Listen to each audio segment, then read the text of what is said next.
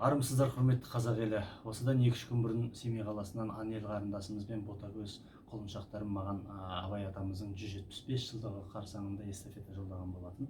Ендеше Абай атамыздың екі күйі бар екені баршаңызға белгілі. Сол себепті мен негізінде құпия ұстап жүрген дүнием болатын.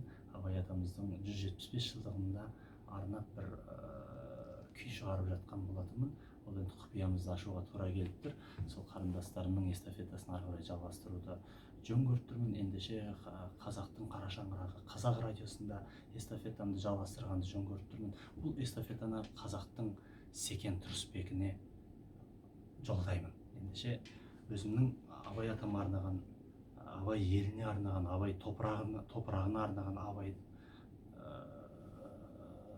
Шыңғыс тауына арнаған күйімнің бір үзіндісін орындап беруді жөн көріп тұрмын. Рұқсат